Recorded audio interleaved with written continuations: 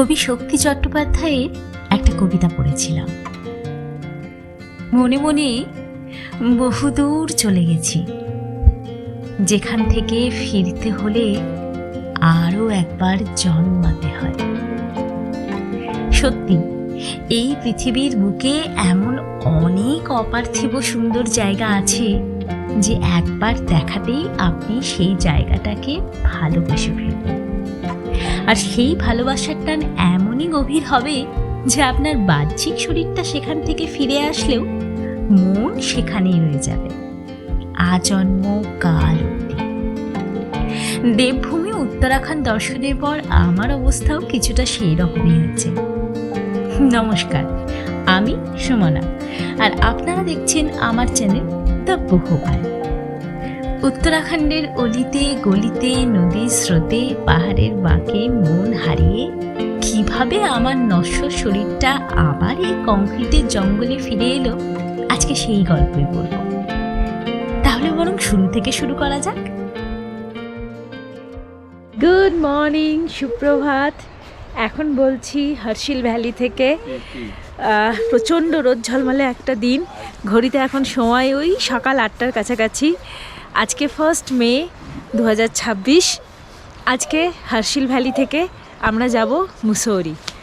বলতে পারেন হার্শিল ভ্যালি ছেড়ে আজকে যেতে হবে, যেতে ইচ্ছে করছে না। এত সুন্দর একটা জায়গা, এত মনোরম, এত সুন্দর, মানে অপূর্ব একটা জায়গা, মনোমুগ্ধকর একটা জায়গা। যে কোনো শব্দই আমি বলি না কেন, যে কোনো বিশেষণে আমি প্রয়োগ করি না কেন, এই জায়গাটার সৌন্দর্য হয়তো মানে সৌন্দর্য বর্ণনা করার জন্য সেটা ঠিক হবে না, পর্যাপ্ত হবে না।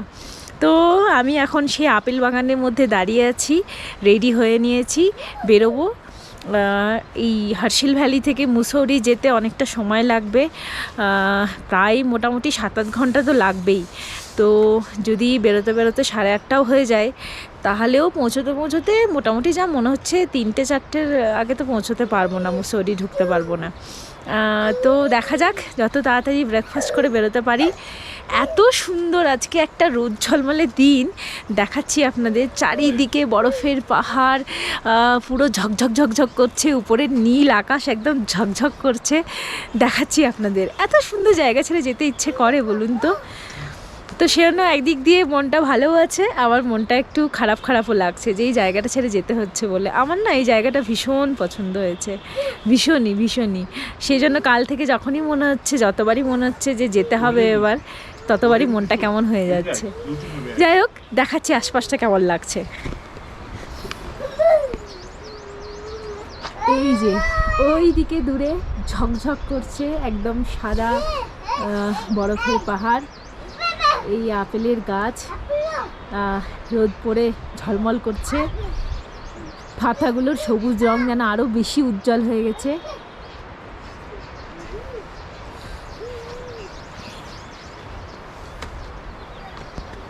ওই দিকে সাদা বরফের পাহাড় দেখা যাচ্ছে, দেখুন একবার।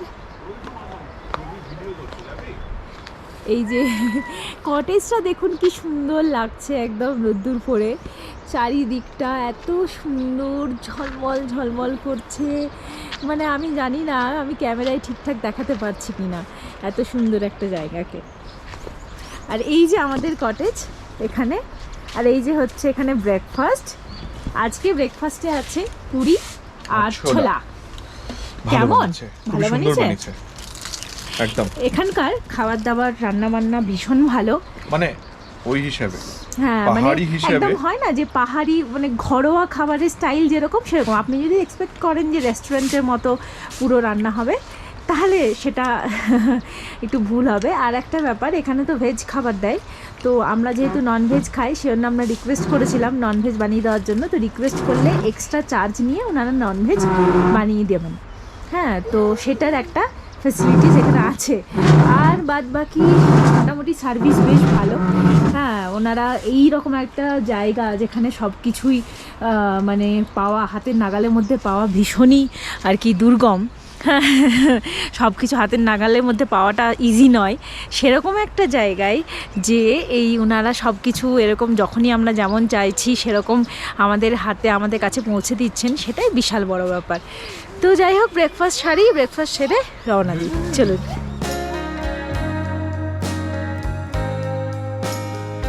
তারপর শেষবারের মতো হার্শিল ভ্যালির হাওয়ায় প্রাণ ভরে নিঃশ্বাস নিয়ে আমরা মুসৌরির উদ্দেশ্যে রওনা দিলাম। হার্শিল ভ্যালি ছেড়ে বেরিয়ে যাচ্ছি। সত্যি বলছি, মনটা বেশ খারাপ খারাপ লাগছে। এত সুন্দর একটা জায়গা, এতটাই সুন্দর যে মনে হচ্ছে আরও 1-2 দিন থেকে গেলে বেশ ভালো হতো। খুব সুন্দর জায়গা।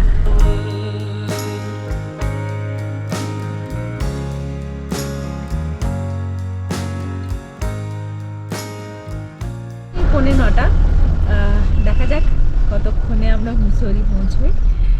যা বুঝলাম যে হার্শিল ভ্যালি আসার 3টে টাইম হচ্ছে বেস্ট টাইম। একটা হচ্ছে এপ্রিল, আমরা যে টাইমে এসেছি, একদম মানে ঝকঝকে ওয়েদারও পাবেন, আবার মেঘ বৃষ্টিও হতে পারে, কিন্তু সেটার চান্স কমই থাকে।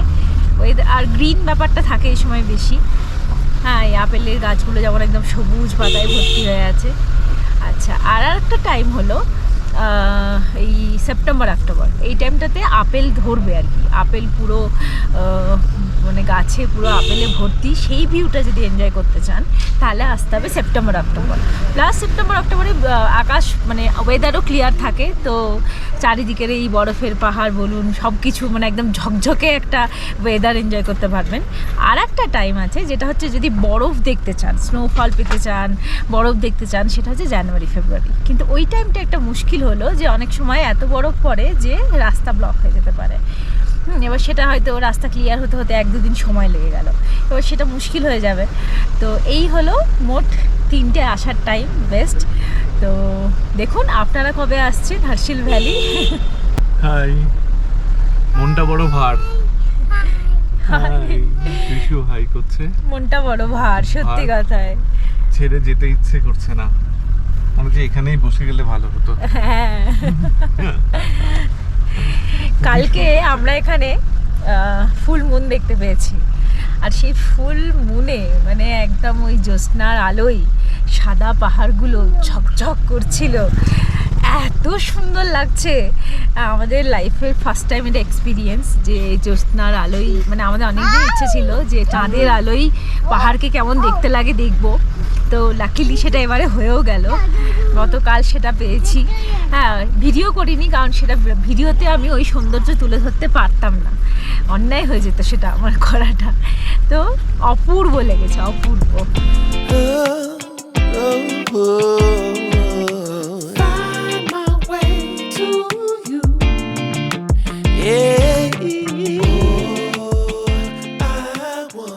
কে জাস্ট কিছুটা এসছি, কিন্তু রাস্তায় এমন একটা জায়গায় এসে দাঁড়িয়েছি, তার সেই জায়গাটার ভিউ এতটাই সুন্দর যে গাড়ি দাঁড় করাতে বাধ্য হলাম। দেখাচ্ছি আপনাদের।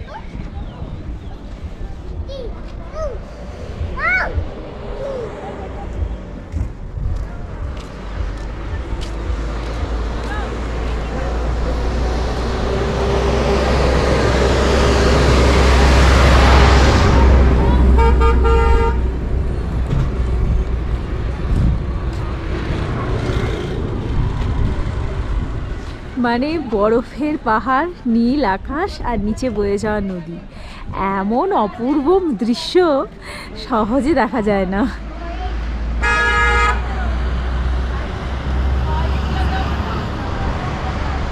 আর সেই সৌন্দর্যকে আরও বাড়িয়ে দিয়েছে এই আপেলের বাগান।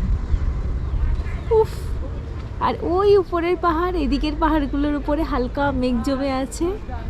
কি অপূর্ব একটা দৃশ্য, কি অপূর্ব জায়গা এই জায়গাটা।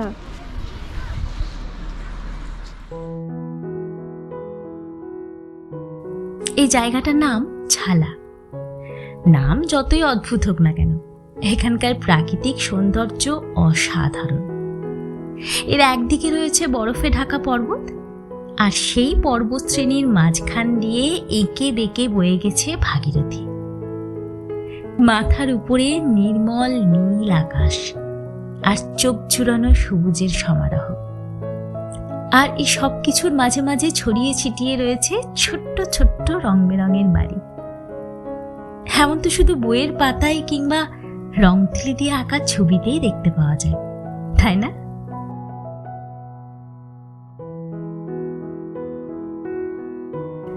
উত্তরকাশী যখন পৌঁছালাম তখন বেলা প্রায় 11:30 বাজে। অনেকক্ষণ একটানা আসায় মনটা চায়ের জন্য ছটপট করছিল, তাই নদীর ধার ঘেঁষা দারুণ একটা ক্যাফে দেখে দাঁড়িয়ে পড়লাম চা খাওয়ার জন্য। রামস রেইনবো ক্যাফে। উফ, চায়ের সঙ্গে বিনামূল্যে যদি এরকম দুর্দান্ত প্রাকৃতিক সৌন্দর্য পাওয়া যায় তাহলে চায়ের স্বাদ যেন দ্বিগুণ হয়ে যায়, তাই না?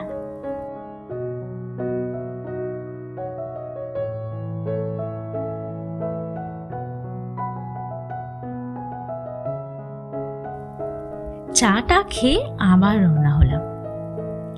হার্শিল থেকে মুসৌরির দূরত্ব প্রায় 180-90 কিলোমিটার। আমরা বেশ সকাল সকাল রওনা দিয়েছিলাম হার্শিল থেকে। তবু মুসৌরি যখন পৌঁছালাম তখন বেলা প্রায় পড়ে এসেছে। মুসৌরিতে আগে থেকেই হোটেল বুক করা ছিল, হোটেল ব্লিস অ্যান্ড কো। এই হচ্ছে আমাদের আজকের ঠিকানা। এখন বাজে 4:45। এতক্ষণে মুসৌরি ঢুকলাম, বেরিয়েছিলাম সকাল 9টায়। এই হচ্ছে আমাদের আজকের ঠিকানা, হোটেল ব্লিস অ্যান্ড কো।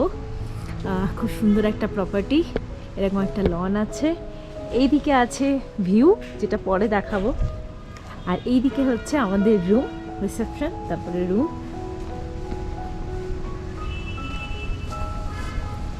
কি সুন্দর লনটা, ভীষণ সুন্দর। এরকম লন হলে না হোটেলেই বসে বেশ খানিকটা সময় কাটিয়ে দেওয়া যায়। এবার দেখাই আপনাদের আজকের আমাদের রুমটা কেমন। এই দরজা দিয়ে ঢুকলাম, ঢুকেই এখানে বেড। দরজার ঠিক ডান হাতে আছে বসার জায়গা, দুটো সুন্দর সুন্দর চেয়ার, একটা রাউন্ড টেবিল, সাইড টেবিল। বেডটা পুরনো কাঠের, সেই পুরনো সাবেকি স্টাইলের একটা বেড। এদিকে আছে একটা টেবিল, সেখানে ইলেকট্রিক কেটলি, চা, কফি ইত্যাদি তো আছেই। আচ্ছা, এই দিকে আছে বাথরুম। এই যে বাথরুম, বাথরুমটা ঠিকঠাক নর্মাল সাইজের একটা বাথরুম। গিজার, কমোড পরিষ্কার পরিচ্ছন্ন, বেশ পরিষ্কার পরিচ্ছন্ন। এখানে আছে খুব সুন্দর একটা আলমারি। এই কাবার্ডগুলো, এই কাবার্ডটা বেশ কাজের, বেশ জিনিসপত্র লাগেজ রাখার জন্য এই কাবার্ডটা কাজের। এবং এখানে আছে একটা দারুণ আয়না। হাই, বিশাল বড় আয়না, রেডি হওয়ার জন্য খুব ভালো। তো এই হলো পুরো রুম, খুব সুন্দর রুম। এই যে কৃষু লাফাচ্ছে বেডের ওপর। ওই পাশে জানলা দিয়ে, জানলা পর্দা সরালে ভিউ দেখা যাবে, বাইরের লনে বেরোলে ভিউ দেখা যাবে। বেডটা বেশ সুন্দর, 3 জন শোয়ার জন্য একদম এনাফ। আমাদের উত্তরাখণ্ড, এবার উত্তরাখণ্ড ভ্রমণের লাস্ট দিনের মুসৌরির এই হোটেল এখনো অবধি বেশ ভালো লাগলো। এবার দেখা যাক খাওয়া দাওয়া সার্ভিস কেমন হয়। পুরো প্রপার্টিটা hotel Bliss and Co Manor, খুব সুন্দর একটা প্রপার্টি। বিশেষ করে এই লনটা, এই বসার জায়গাগুলো, এবং এখান থেকে যে দুন ভ্যালির ভিউ দেখা যাবে সেটা একটু দেখে আসি কীরকম। ভিউটা এবার দেখাই আপনাদের, এখান থেকে কীরকম ভিউ। পুরো দুন ভ্যালি এখান থেকে দেখা যাচ্ছে। এই সামনে লাল চালাটা না থাকলে আরও সুন্দর হতো। দারুণ, মানে আমি নিজের চোখে তো দেখতেই পাচ্ছি, ক্যামেরায় লেন্সে হয়তো অতটা আসছে না, কিন্তু পুরো পুরো ভ্যালি দেখা যাচ্ছে। রাত্রেবেলা ভাবুন যখন সব লাইট জ্বলবে এই ভ্যালিটার সমস্ত বাড়ি ঘরগুলোতে, তাহলে কীরকম ভালো লাগবে। দারুণ সুন্দর একটা প্রপার্টি। আসার রাস্তাটাও খুব সুন্দর, একটু সরু। হ্যাঁ, দুটো গাড়ি পাশাপাশি আসলে জ্যাব লেগে যাওয়ার সম্ভাবনা আছে, কিন্তু বেশ সুন্দর প্রপার্টি, বেশ সুন্দর। কেমন লাগছে প্রপার্টিটা? দারুণ। মানে এই সুন্দর একটা লন থাকার জন্য আরো সুন্দর। হ্যাঁ, তার সাথে দুন ভ্যালি ভিউ রয়েছে, শিশুর জন্য তো খুব ভালো এরকম সামনে নেচারের একটা মধ্যে জায়গা একটা থাকা। সুন্দর প্রপার্টি, দারুণ লাগছে। দারুণ। ফ্রেশ হয়ে নিয়ে চলে গেলাম হোটেলের লনে। এদিন আর আমরা মুসৌরিতে কোথাও বেরোনোর প্ল্যান রাখিনি। ঠিক করেছিলাম হোটেলে বসে জাস্ট রিল্যাক্স করব। তারপর হোটেলের লনে এদিক ওদিক ঘোরাঘুরি করে কৃষুর সঙ্গে ছুটোছুটি করতে করতেই দেখি দূরের দুন ভ্যালিতে ধীরে ধীরে সন্ধ্যা নামছে, আর একটু একটু করে আলোকসজ্জায় সেজে উঠছে আমাদের সেই প্রিয় মুসৌরি শহর।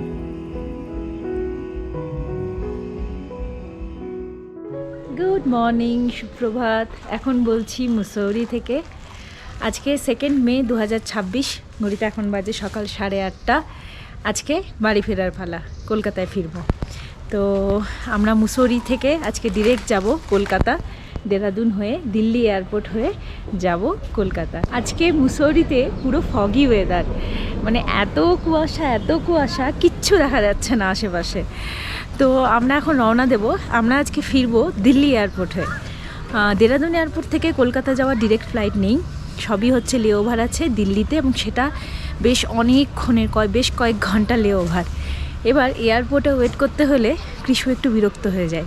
সেই জন্য আমরা ঠিক করেছিলাম যে টাইমটা এয়ারপোর্টে ওয়েট করতে হতো সেটা আমরা রাস্তাতে যাই।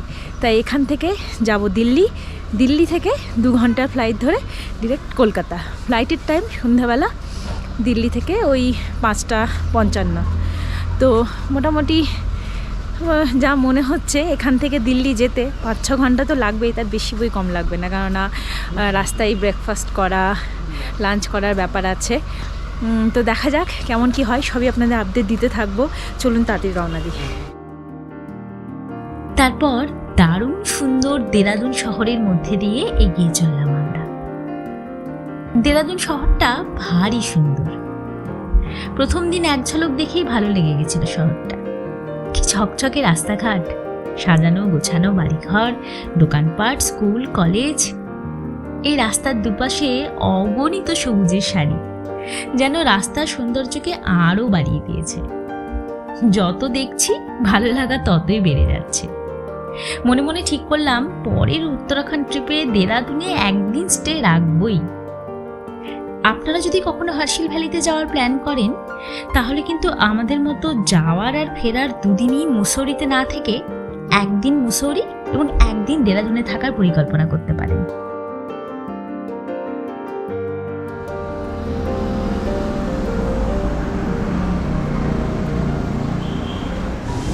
এখন বসে আছি দেরাদুনের একটা রেস্টুরেন্টে ব্রেকফাস্ট করার জন্য, মুখিয়াজ বলে।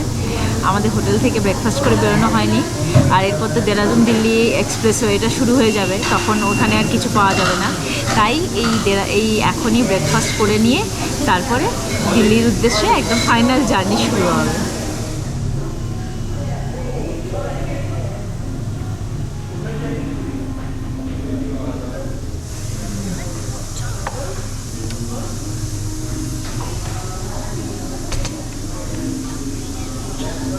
দেরাদুন শহরটা যেমন সুন্দর সাজানো গোছানো, তেমনই সুন্দর সুন্দর ক্যাফে রেস্তোরাঁয় ভর্তি। এত রাস্তায় আস্তে আস্তে এত সুন্দর সুন্দর খাবারের দোকান দেখতে পেলাম। আমরা আজকে খাচ্ছি, ডোসা নিয়েছি আর সঙ্গে চা। চায়ের স্টাইলটা হচ্ছে এরকম, দারুণ কিন্তু।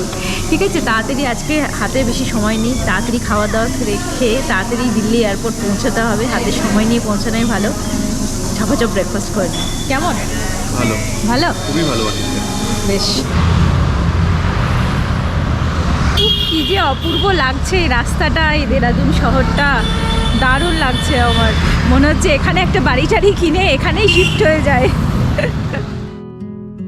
ব্রেকফাস্ট সেরে এবারের মতো উত্তরাখণ্ডকে বিদায় জানিয়ে আবার এগিয়ে চললাম আমরা দিল্লির উদ্দেশ্যে। মনে তখন অজস্র অনুভূতির আনাগোনা, আর সঙ্গে এক রাশ ব্যাগ ভর্তি স্মৃতি। চোখ বন্ধ করলেই যেন দেখতে পাচ্ছি সেই সাদা বরফে ঢাকা পাহাড়, দুরন্ত গতিতে বয়ে চলা ভাগীরথী, হাত বাড়ালেই যেন স্পর্শ করতে পাচ্ছি পাইন দেবদারুর পাতা ছুঁয়ে বয়ে যাওয়া হাওয়ার দলকে। কান পাতলেই যেন শুনতে পাচ্ছি গঙ্গোত্রী ধামের ঘণ্টার ধ্বনি। আহা, কি অপূর্ব সেই স্মৃতি! সেই সব অনাবিল স্মৃতিদের বর্ণনা করতে গেলে এই শশাগড়া পৃথিবীতে হয়তো শব্দ কম পড়ে যাবে।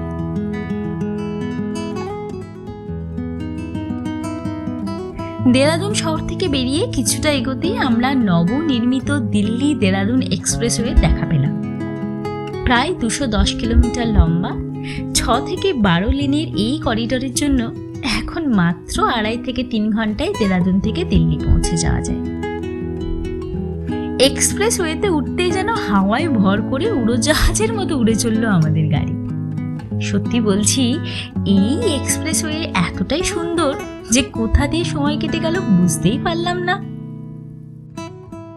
যাচ্ছি দিল্লি দেরাদুন এক্সপ্রেসওয়ের উপর দিয়ে, একদম এত সুন্দর রাস্তা। এটা তো একদম সবে সবে তৈরি হয়েছে, এখনো কিছু কিছু জায়গায় হচ্ছে ওই গার্ড রেলগুলো লাগানোর কাজ চলছে, মানে ওই উপরে রেলিংয়ের উপরে একটা করে গার্ড করা আছে, সেগুলো লাগানো হচ্ছে। আর এত সুন্দর রাস্তা, হ্যাঁ মানে একদম মনে হচ্ছে ঝড়ের বেগে উড়ে যাচ্ছি একেবারে, সে ফ্লাইটে উড়ে যাওয়ার মতো করে উড়ে যাচ্ছি। আর এটা স্পেশালিটি হলো যে এর নিচ দিয়ে, এটা যেহেতু রাজাজি এই যে জাতীয় উদ্যানের ভেতর দিয়ে তৈরি করা হয়েছে রাস্তাটা, তাই এই নিচ দিয়ে এই বনের পশুদের, বন্যপ্রাণীদের যাওয়ার একটা সুন্দর করিডোর করে দেওয়া হয়েছে, যাতে বন্যপ্রাণীদের কোনো অসুবিধে না হয়। তো দারুণ, মানে যেমন থিমটাও সুন্দর, আর এই রাস্তাটা হওয়ার কারণে দিল্লি থেকে দেরাদুনের ডিস্টেন্স যেমন কমেছে অনেকটা, মানে যাওয়ার টাইম অনেক কম লাগছে। ডিস্টেন্স তো কমেনি, টাইম কম লাগছে, অনেক কম টাইম লাগছে। তো আমরা আজকে কতক্ষণে পৌঁছাচ্ছি সেটা দেখি, তারপরে বলতে পারবো যে ঠিক কতক্ষণ সময় লাগলো আমাদের। বাদ বাকি তো মানে খুবই সুন্দর রাস্তা, একদম ওই যে বললাম উড়ে যাচ্ছি মনে হচ্ছে। বেলা এখন 1:20 আর আমরা পৌঁছেছি দিল্লিতে ঢুকেছি। এখনো এয়ারপোর্ট পৌঁছতে টাইম লাগবে। আর শুধু এয়ারপোর্ট পৌঁছানো নয়, মাঝখানে আমাদের একটু লাঞ্চও করতে হবে, কেন হাতে অনেকটাই সময় আছে। ফ্লাইটের টাইম বিকেল 5:55, তো মোটামুটি 4টের মধ্যে এয়ারপোর্টে ঢুকে পড়লেই ঠিক আছে। তো প্রায় 2.5 ঘন্টার মতো একটা সময় আছে। তো দেখা যাক কোথায় লাঞ্চ করি। দিল্লিতে তো, রাজধানীতে তো ঢুকে পড়েছি। এরপর যে যে টেনশনটা আমাদের ছিল যে রাস্তায় কোথাও জ্যাম পেলে, কোথাও আটকা পড়লে মুশকিল হয়ে যাবে, তো আমাদের দিল্লি যখন ঢুকে পড়েছি তখন আর চাপ নেই। এবার লাঞ্চ ফাঞ্চ করে তারপরে এয়ারপোর্টে পৌঁছে যাবে। দিল্লি রাজপথ ধরে যখন এগিয়ে চলেছি তখন মনে কি যে আনন্দ হচ্ছিল, মানে প্রথমবার রাজধানীকে দেখছি সামনে থেকে, সে হোক না মাত্র কয়েক ঘন্টার দেখা, তবু সে দেখার আলাদাই রোমাঞ্চ।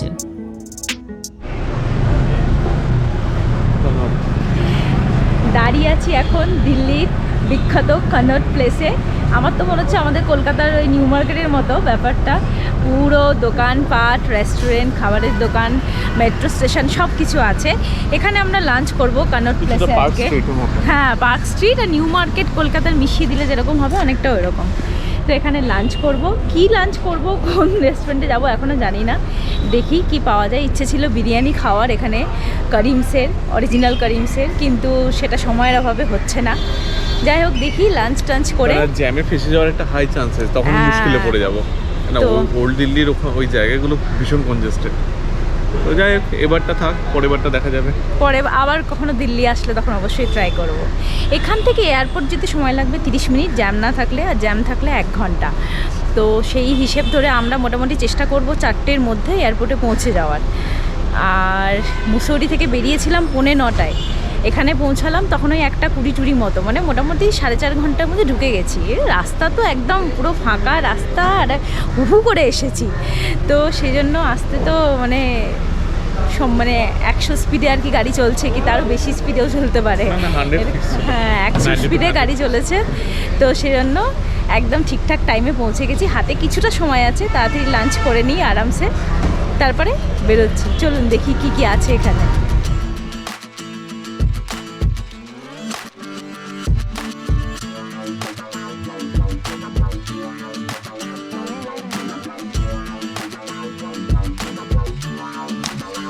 তারপর কনট প্লেসের আশপাশটা একটু ঘুরে দেখলাম আমরা।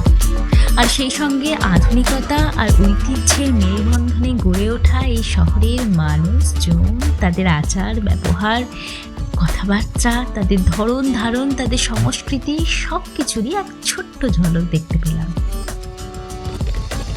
কিন্তু হাতে সময় বড্ড কম, তাই ঝটপট লাঞ্চ সেরে আবার রওনা দিলাম আমরা এয়ারপোর্টের উদ্দেশ্যে।